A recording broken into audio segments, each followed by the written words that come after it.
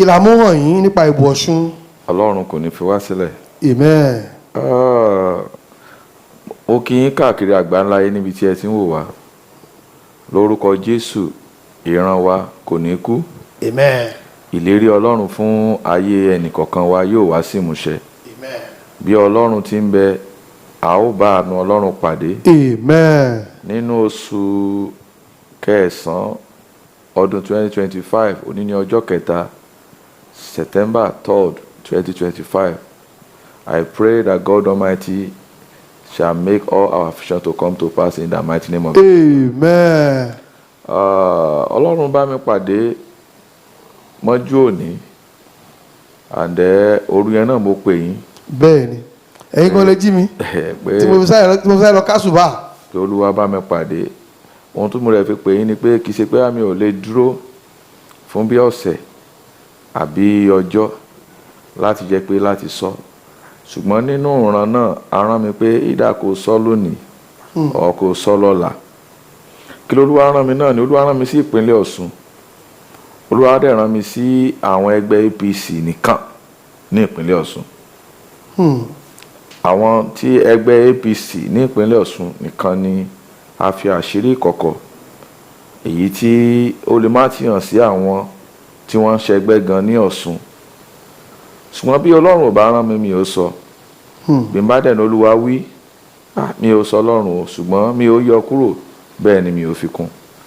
Bí Ọlọ́run bá dẹ̀ ti gbẹnu mi sọ, mo máa ń fi ògo fún Ọlọ́run pé ó máa ń fi agbára àti ògo rẹ̀ hàn. Èmi forí balẹ̀ fẹ́ni tó ní ayé tó ní gbogbo agbára. Èmi náà forí balẹ̀ fún ọ. Kábíyèsí Elédùmarè alágbára tí ń pa lágbára yé ránṣẹ́, ọba àwọn ọba. Ọ̀rọ̀ mi ò pọ̀ lónìí. Olúwa rán mi sí ẹgbẹ́ APC nípínlẹ̀ Ọ̀ṣun. Ọlọ́run ní kí n sọ fún yín, pàápàá ẹni tó jẹ́ aṣíwájú, ìyẹn president orílẹ̀-èdè Nàìjíríà.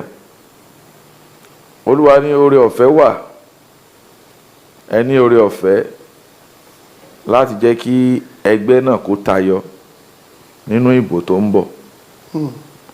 Ṣùgbọ́n ẹ dẹ̀ tún ní oore ọ̀fẹ́ láti dàrú, láti má jẹ́ kó ṣeé ṣe. Ìyẹn Bọ́lá Tinubu gan fún rẹ̀. President.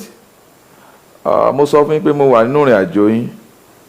Tí ò bá kàn yín, ó ṣeé ṣe kí Ọlọ́run má fi hàn mí. Bí ò bá kan president wa, ó ṣeé ṣe kí Ọlọ́run má fi hàn mí. Ẹ má yan ẹnikẹ́ni lé Ọ̀ṣun lórí. Nínú ẹgbẹ́ APC, ẹ má yan ẹnikẹ́ni. Tẹ́ bá ti tọ́ka ènìyàn pé ilé ìnẹmú, wà ti mọ̀ pé òun la yóò follow, ṣùgbọ́n ẹ kọ sílẹ̀ yóò lùsọ. Ìyẹn imposition. Kọ́ máa impose candidate lọ́sùn. Ẹ má impose candidate lé nínú APC. Tẹ́ bá ṣe lẹ́yìn primary, ẹ lọ kọ sílẹ̀. Èdè àìyedè inú yóò ṣẹlẹ̀. Tẹ́ bá ṣe. Ọlọ́run mú mi wọnú Òṣogbo lọ kí ilẹ̀ òní tó mọ́. Kì í ṣe pé a sọ fún mi níbi tí a wà, a mú mi lọ síbẹ̀. A dẹ̀ fi àṣírí àwọn tí wọ́n ń du ipò hàn mí. Mo dẹ̀ rí pé Ọ̀ṣun àti Ilé Ifẹ̀, Òṣogbo àti Ilé Ifẹ̀, àwọn méjèèjì kò sí ẹni tí ipò APC yẹn tó bọ́ sí lọ́wọ́. Gẹ́gẹ́ bí flag bearer. Ẹni tí ó gba àṣẹ, ẹni tí ó jáde tí ó tako Adeleke. Mo rí pé kò wá ní Òṣogbo, bẹ́ẹ̀ ni kò wá ní Ilé Ifẹ̀. Bàbá, ṣé wọn ò jáde ni àbí wọ́n fẹ̀tọ́ dùn wọ́n? Wọ́n jáde, wọ́n fi ẹ̀tọ́ dùn wọ́n. Wọ́n dàbẹ̀ ni pé a yàn lé wa lórí. Wọ́n yàn lé wọn lórí. Imposition. So mo wá rí wọn tí wọ́n ń ká, tí inú wọn bàjẹ́, inú Bàṣírù bàjẹ́, inú Omiṣore náà bàjẹ́. Omiṣore Ifẹ̀ lòun, Bàṣírù Òṣogbo ni. Inú mi dùn pé ẹ ti ṣe. Ṣùgbọ́n nínú ìrìn àjò náà, a mú mi rí i pé Tinubu ló dá èdè àìyedè sílẹ̀. Látàrí imposition. Imposition pé ẹni tí a fẹ́ mú lélẹ̀, ẹni tí Tinubu fẹ́ lélẹ̀, ẹni tí ẹgbẹ́ mú látòkè ni. tán bá ṣe a fi hàn mí pé wọ́n ò wọlé a ò dẹ̀ fi hàn mí pé wọn ò ní wọlé ṣùgbọ́n a fi hàn mí pé ìjà ó wọnú ẹgbẹ́ APC ní ìpínlẹ̀ Ọ̀ṣun ibi tí ó bá dẹ̀ ti sí ìfẹ́ kò sí àṣeyọrí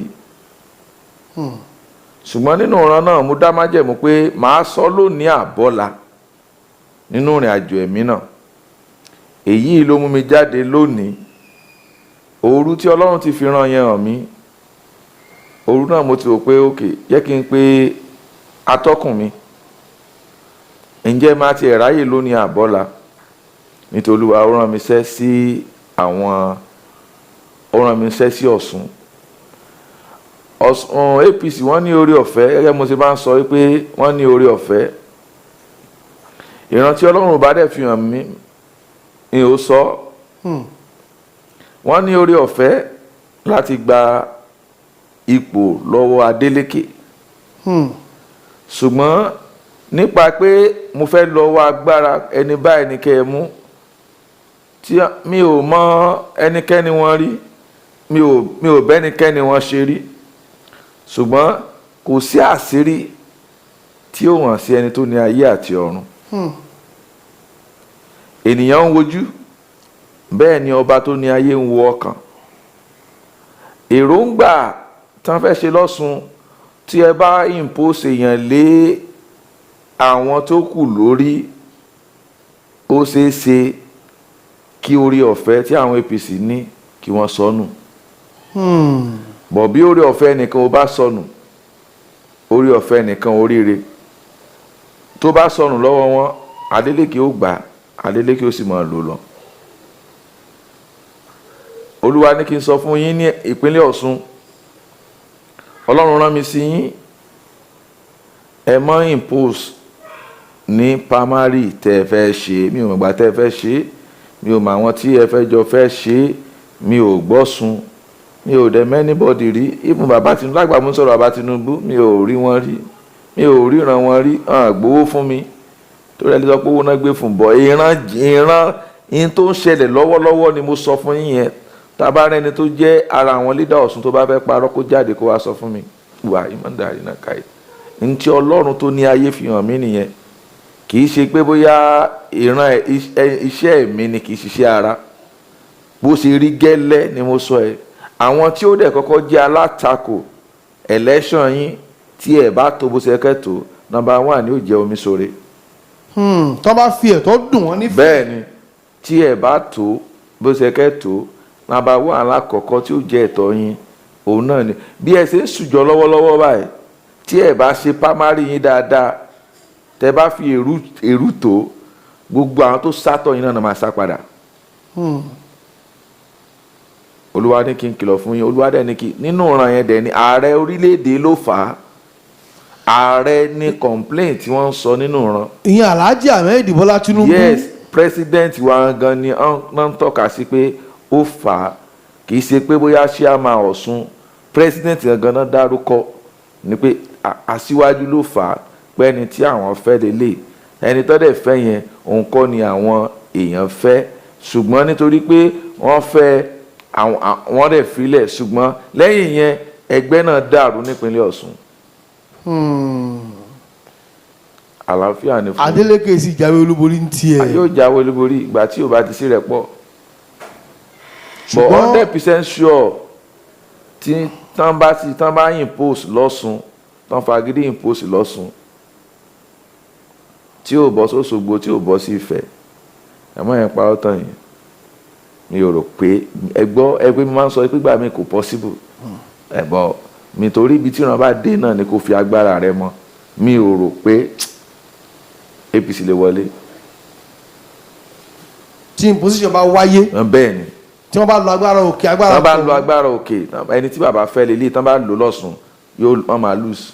amen. fún ẹ̀yin tí wọ́n fẹ́ pè mí nọ́mbà tẹ́lẹ̀ pè mí sí fún àdúrà ni o òun náà ní 07041253767 tó bá dẹ̀ fẹ́ ṣàánú iṣẹ́ ìránṣẹ́ mi náà tí wọ́n náà fẹ́ ní májẹ̀mú pé nǹkan báyìí mo fẹ́ tọrọ o lè pè mí náà 07041 08026173767.